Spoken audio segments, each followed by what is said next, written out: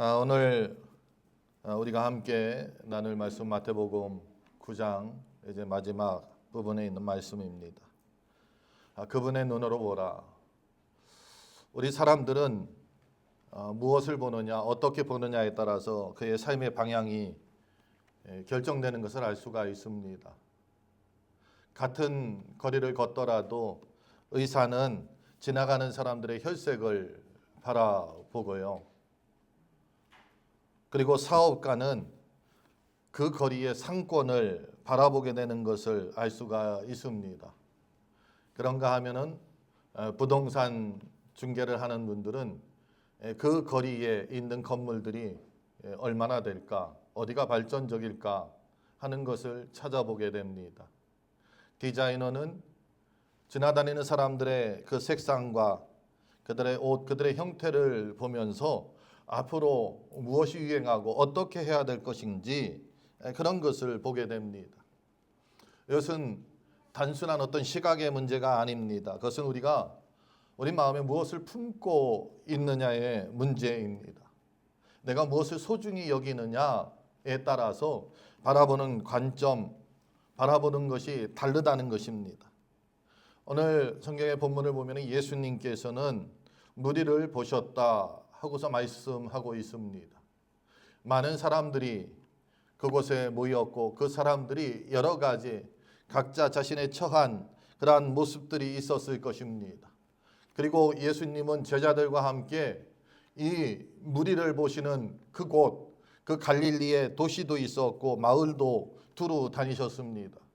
길거리에 다니면서 여러 가지 풍경들도 보았을 것입니다. 시장에서, 회당에서 많은 사람들의 각양각색의 모습들을 보았을 것입니다. 그런데 주님은 그 가운데에서 그 무리를 보셨다는 거예요. 이 무리를 보셨다. 보세요. 볼 것들이 참 많이 있었을 것입니다. 장사하는 상인도 있었겠고요. 밭에서 열심히 농사하는 농부들도 있었을 것입니다. 그뿐이 아니죠. 예수님 가시는 곳마다 많은 병자들이 찾아왔기 때문에 병든 사람들도 주님 앞에 모여들고 있었고요. 또 어떠한 사람들은 병든 친구를 주님 앞에 데려오는 그런 사람들도 있었을 것입니다. 회당도 들어가셨다고 하니까 종교적인 의무를 행하는 종교인들도 보셨을 것입니다. 모두 다 평범한 일상의 그런 모습들이죠. 그런데 이 가운데에서 주님께서 보고자 하는 것은 무리였다는 거예요. 특별히 그 무리들의 그 너머를 보셨다는 것입니다. 앞에 나타난 이 현상을 본 것이 아니고 주님은 그 무리의 그 마음을 보시고 그들의 지금 보이는 그 겉모습이 아닌 그 내면을 보셨다는 것입니다. 그 모습을 보니까 마치 목자 없는 양처럼 기진한 사람들이었다는 것입니다. 방향을 잃어버렸습니다. 지쳐 있습니다. 돌봐주는 사람이 없습니다. 누군가 돌봐준다고 왔는데 그것은 모양뿐이고 그들의 진실된 그 내면을 만져주지 못하고 있었다는 것입니다. 이러한 모습을 보면서 주님의 마음 한구석에서 갑자기 뜨거운 그러한 감정이 솟구쳐 오르고 있었다는 것입니다. 그것은 바로 긍휼의 마음이었다. 우리가 이렇게 볼 수가 있습니다. 오늘 본문은 마태복음 전체에서 한 전환점을 이루는 그러한 지금 위치에 있습니다. 이 앞에까지 주님 갈릴리 사역을 했고요. 지금 본문에 와서 이 갈릴리 사역을 압축하고 요약하고 이걸 마치고 10장에 가면서 이제 제자들을 세상에 파송하는 그러한 장면을 우리는 볼 수가 있습니다. 그렇기 때문에 오늘 이 장면은 제자들을 파송하기 직전에 주님의 마음, 왜 이 제자들을 세상에 파송했을까? 오늘날 많은 교회들이 이 세상을 향하여서 사람들을 파송을 합니다. 그걸 우리는 선교사라고 이야기하죠. 무엇 때문에 이 선교의 마음을 갖고 선교하느냐 하는 것을 오늘 본문을 통해서 우리가 알 수 있다는 것입니다. 왜 선교가 시작되었을까요? 왜 세상에 우리 믿음의 사람들이 나아가서 하나님의 복음을 전해야 할까요? 그것은 오늘 주님께서 보신 그 무리들에게 있습니다. 그리고 무리들을 보시고 주님의 그 마음에 있었다는 거예요. 그건 무엇이냐? 긍휼의 마음이었다는 것입니다.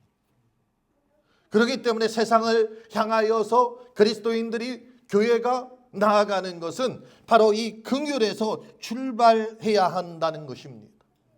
그래서 저는 오늘 말씀을 하나하나 살펴보면서 예수님께서 그 긍휼의 마음으로 어떻게 사역하셨는지, 그리고 무엇을 보시고 무엇을 느끼셨는지, 또한 제자들에게 무엇을 요청했는지 같이 나눠보며 은혜 받는, 그리고 결단하는 시간이 되기를 간절히 소원합니다. 오늘 말씀을 보면은 예수님께서는 가르치시고 전파하시고 고치시는 사역을 했다는 것입니다. 오늘 35절은 그것을 우리에게 명확하게 가르쳐주고 있습니다. 함께 읽습니다. 예수께서 모든 도시와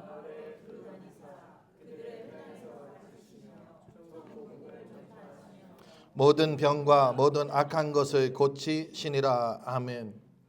여러 가지 말씀을 하고 있는데 이 말씀을 보면 세 가지 동사로 우리가 압축하고 요약할 수 있습니다. 무엇이냐? 가르쳤다, 그리고 전파했다, 그리고 고쳤다는 것입니다. 주님의 사역은 어느 한 부분에 치우치지 않았다는 것입니다. 모든 분 종합적으로 어떤 사람을 대할 때에도 전인격적으로 그의 모든 것을 주님께서는 대하고 있었다는 것입니다. 먼저 주님의 사역은 가르쳤다는 것입니다. 생각을 새롭게 했다는 것입니다. 그리고 구원을 선포하고요, 몸과 마음의 상처를 새롭게 하고 온전케 했다는 것입니다.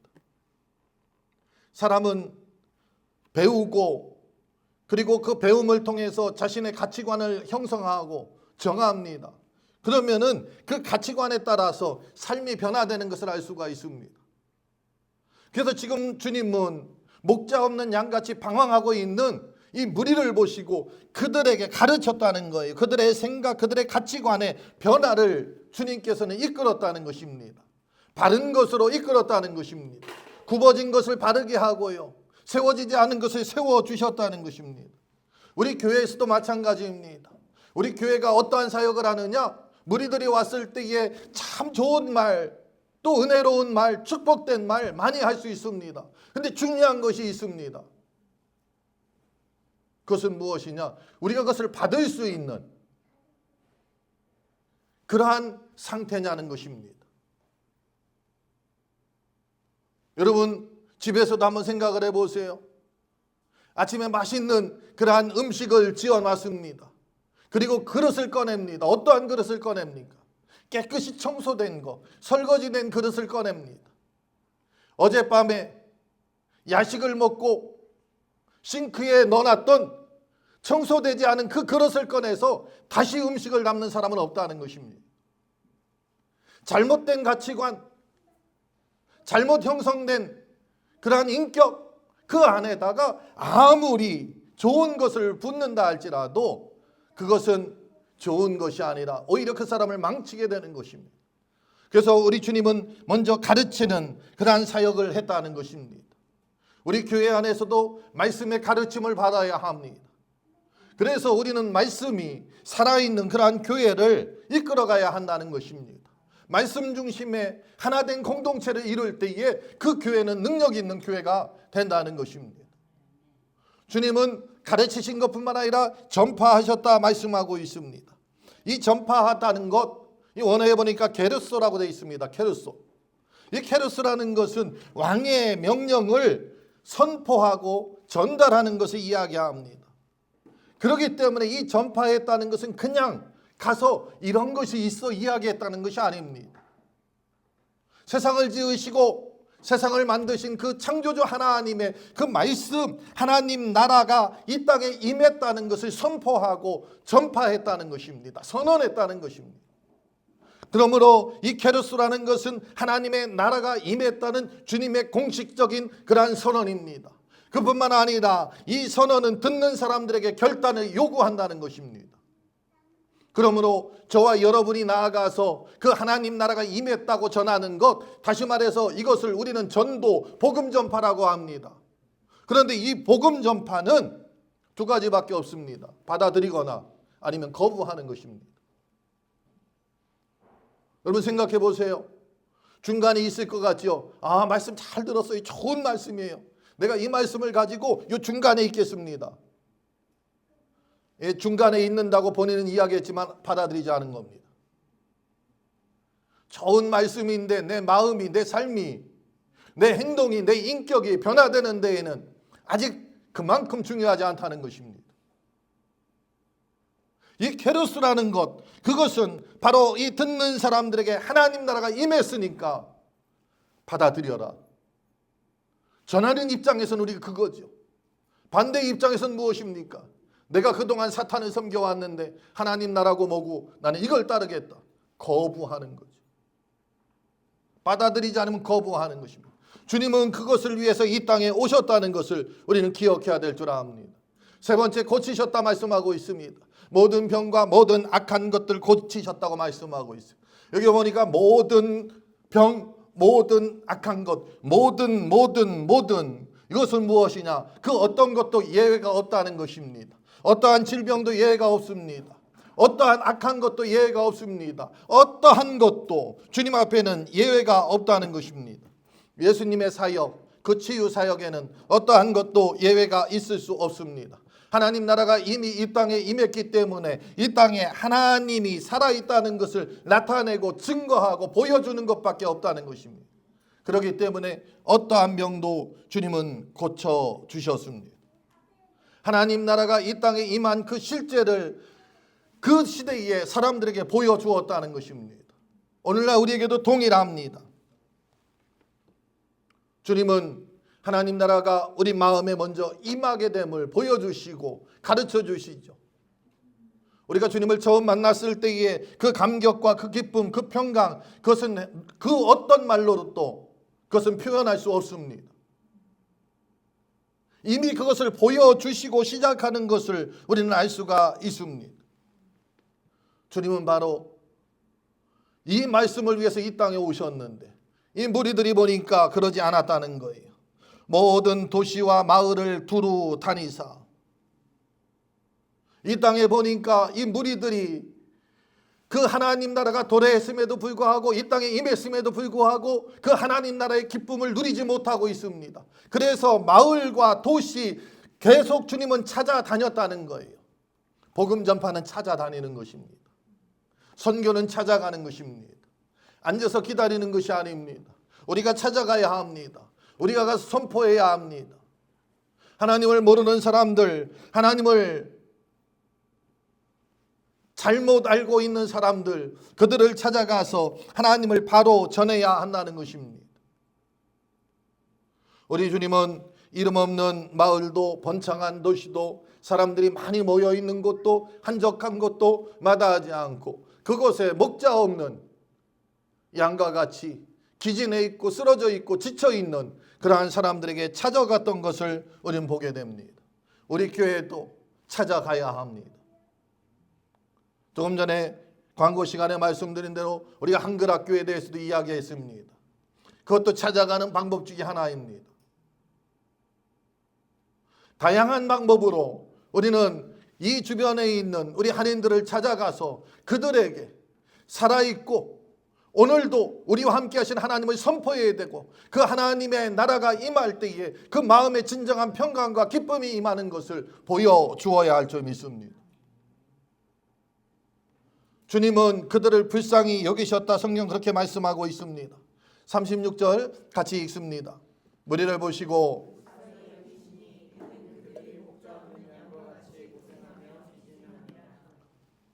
앞에서 주님은 행동으로 보여주셨죠. 찾아갔습니다.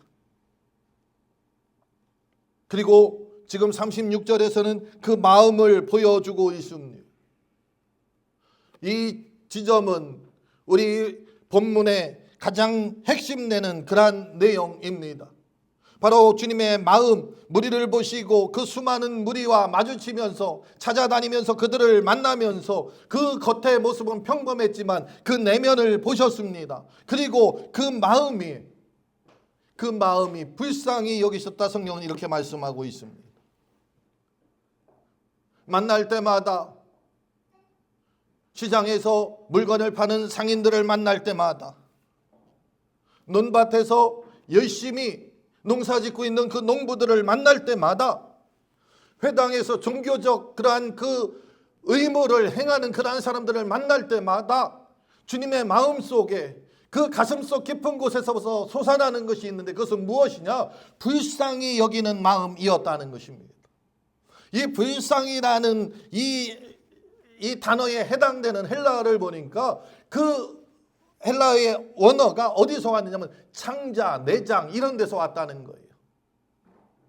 이 말씀은 무엇이냐? 그들을 불쌍히 여기는데 그것이 그냥 어떤 이성적으로 내 생각에 참 얘들 불쌍하다, 얘들 구원받았으면 좋겠다, 그것이 아니라 마음속에서부터 그 창자가 뒤틀리는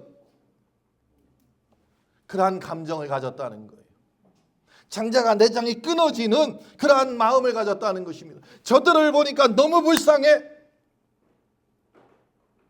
그리고 내가 행동으로 옮기지 않으면은 참을 수 없는 그 마음을 가졌다는 것입니다. 그런데 이 단어를 마태복음의 다른 곳에서도 사용하고 있는데, 그곳에 보니까 예수님께서 나병 환자를 만났을 때에 그 마음을 가졌습니다.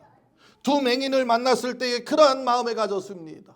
5,000명이나 되는 그런 많은 사람들이 밥을 먹지 못하고 주님의 말씀을 듣고 있다가 해가 질 때에 그들의 굶주림을 보고 그러한 감정을 가졌다는 것입니다. 이것은 무엇이냐?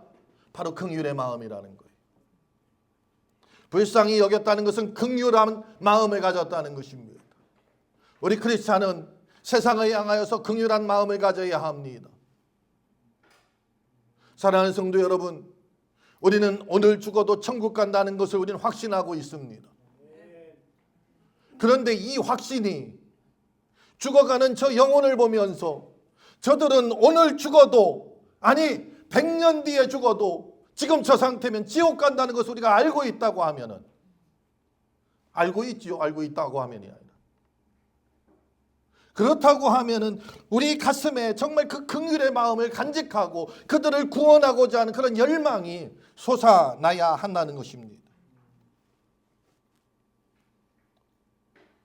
주님은 목자 없는 양과 같이 기진하고 쓰러진 그 사람들, 겉모습은 화려하지만 그렇지 않은 그 사람들을 보면서 그 마음에 이 내장과 창자가 뒤틀리고 끊어질 것 같은 그러한 감정을 가졌던 것입니다. 그들은 방향을 잃고 있습니다. 지쳐버린 채로 흩어져 가고 있습니다. 돌봐주는 사람도 없습니다. 그러나 그들의 결국이 무엇인지 알고 있는 주님은 그 모습을 보고 가만히 있을 수 없었다는 것입니다. 바로 우리가 이 주님의 마음을 간직해야 한다는 것입니다. 오늘 우리의 직장에서 날마다 우리가 대하는 우리의 동료들이 있습니다. 아니, 우리의 가정에서는 날마다 우리의 살을 부딪히면서 살아가고 있는 우리의 가족이 있습니다. 무슨 일이 있을 때마다 달려와주는 우리의 이웃들도 있습니다. 그런데 그들을 보고 우리가 무엇을 느끼느냐, 이것이 중요하다는 것입니다. 우리 예수님과 같이 하나님을 알지 못하고 세상 만물을 창조하신 그 하나님을 믿지 않고 영원한 형벌을 향해서 달려가고 있는 그들을 보고 예수님과 같은 마음, 바로 창자가 뒤틀리는 그러한 마음을 우리는 간직해야 한다는 것입니다. 그들을 보면서 불편함을 느껴야 한다는 것입니다. 문제의식을 느껴야 한다는 것입니다.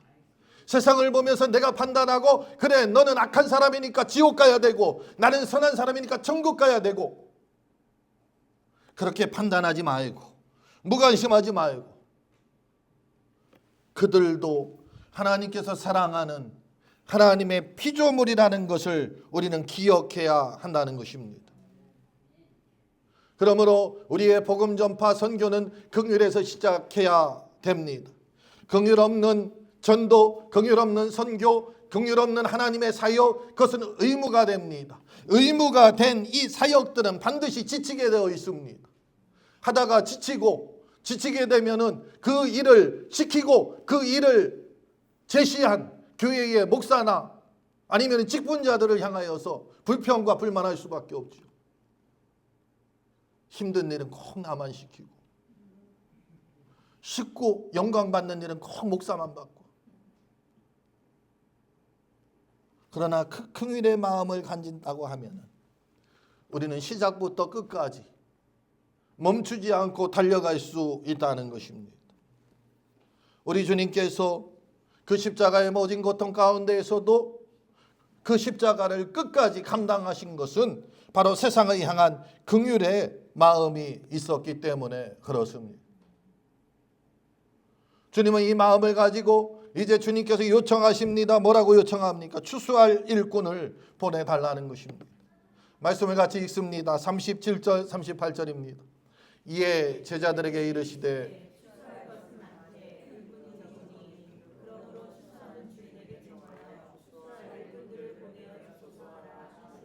아멘. 보세요. 긍휼히 여기신 후 우리 주님은 제자들에게 말씀하십니다. 그런데 이 말씀은 일반 사람들의 생각과 제자들의 생각과 다른 그들의 예상을 빗나간 말씀입니다. 지금 추수해야 될 그러한 곡식들이 많으니까 당장 나가서 추수해라, 당장 나가서 전도해라, 당장 나가서 그들을 거둬들이라 하지 않았다는 것입니다. 그것은 무엇이냐? 주인에게 요청하라는 것입니다. 추수할 일꾼을 보내달라고. 이것은 무슨 말씀입니까? 행동하기 전에 기도하라는 거죠. 말하기 전에 두 번 생각하고 기도하라는 거죠.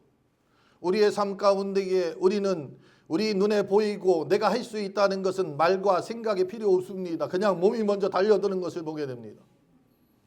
그러나 하나님은 그렇게 말씀하지 않습니다. 하나님의 나라, 하나님의 사역은 먼저 요청이 있어야 된다는 거예요. 기도가 있어야 된다는 것입니다. 기도 없는 사역은 사람의 일입니다. 아무리 그것이 성과가 있다 할지라도 그것은 사람이 행한 것입니다. 그렇기 때문에 기도해야 한다는 것입니다. 하나님이 보내셔야 일꾼이 되고 하나님이 세우셔야 그는 바로 하나님의 일을 하는 사역자가 되는 것입니다. 사람이 세우는 것이 아니고 사람이 보내는 것이 아닙니다. 하나님께서 하시는 것입니다. 지금 보세요. 추수할 것은 많되 일꾼이 없다 이렇게 말씀하고 있습니다. 그럼 빨리 들어가서 그걸 추수해야 되는데 추수할 일꾼을 보내달라 기도하라는 것입니다. 우리가 잘 알다시피 추수라는 것은 때가 있습니다. 여러분 그렇지 않나요? 추수는 때가 있어요. 때가 있더라고요. 저희가 집에서 이렇게 과일나무도 심고 또 밭에 뭐 상추니 아니면은 고추니 이런 걸 심어 봅니다. 그런데 그걸 추수할 때가 있다는 거예요. 무작정 기다리다 보면 어떻게 됩니까? 밭에서 썩어버립니다. 이 곡식이 또 그 열매가 그 좋았던 것이 먹지 못하는 그러한 것이 돼버린다는 것입니다. 열심히 수고하고 열심히 노력했는데 추수하지 않으면 아무 소용이 없습니다. 그런데도 주님은 더 중요한 것이 있다고 말씀하고 있는 거예요. 하나님의 방법을 따르라는 것입니다. 그것은 바로 기도하는 것입니다. 오늘 말씀해 보니까 이에 제자들에게 이르시되 추수할 것은 많되 일꾼이 적으니 그러므로 추수하는 주인에게 청하여 추수할 일꾼을 보내주소서 하라. 추수할 일꾼을 보내주소서 하라. 이 말씀 제자들에게 하셨습니다. 그것은 그들이 기도하면서 바로 추수할 일꾼의 그 마음, 하나님 예수님께서 품으셨던 그 마음, 하나님이 주시는 그 마음을 품으라는 것입니다. 2000년 전 이 갈릴리에서 하신 그 주님의 말씀, 오늘 2000년이 지난 저와 여러분에게 하고 있습니다. 저와 여러분도 주님의 제자라고 우리가 스스로 이야기하고 있습니다. 내가 주님의 제자라고 말하고 있어요. 그래서 내가 그리스도인이라는 것을 우리는 자랑스럽게 생각하고 그리스도인이라는 것을 부인하지 않습니다. 그렇다고 하면 우리들도 예수님이 보셨던 그 무리를 볼 줄 알아야 한다는 것입니다. 목자 없는 양같이 지치고 기진하고 쓰러져 있는 그 영혼들을 우리도 보고 있어야 한다는 것입니다. 그리고 우리 마음에 그들을 향한 그 긍휼의 마음이 솟아나서 기도하고 있어야 한다는 것입니다. 하나님, 저 무리가 추수할 때가 되었는데 추수할 일꾼을 보내주소서. 우리가 기도할 때 어떤 일이 일어날까요? 하나님께서 우리 마음을 변화시켜 주신다는 것입니다. 그리고 나를 세워서 나로 하여금 추수할 일꾼 되게 하신다는 것을 기억하시기 바랍니다. 잃어버린 영혼을 위하여서 진심으로 기도하기 시작할 때에 그 기도하는 사람의 마음에 긍휼의 마음이 생깁니다. 긍휼의 마음이 생기고 긍휼의 마음이 쌓이면은 발걸음을 옮기게 됩니다. 찾아가게 됩니다. 그를 향하여서 나아가게 됩니다. 그리고 그를 향해서 나아가고 우리의 입술이 열린다는 거예요. 하늘나라의 실제 하늘나라가 이 땅에 나타난 것을 선포하게 된다는 것입니다. 오늘 주님의 말씀, 바로 그분의 눈으로 바라볼 때에 우리는 기도하는 사람이 되고요, 그분의 눈으로 바라볼 때에 우리는 추수할 일꾼으로 세워진다는 것을 기억하시기 바랍니다. 그러므로 어느 이 시간 예배가 끝나고 우리가 이 예배당을 나가면서 우리는 한 가지 마음을 간직해야 된다는 것입니다. 그것은 무엇이냐? 내 삶의 반경에 있는 이 사람들, 내가 매일 마주치는 사람들, 내가 매일 함께하는 그들을 향하여서 주님의 눈으로 바라보는 그러한 저와 여러분 되시기를 주의 이름으로 축복합니다.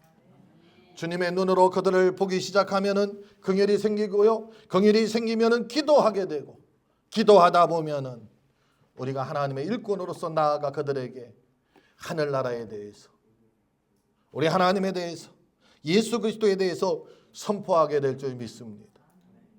추수할 것은 많되 일꾼이 적으니.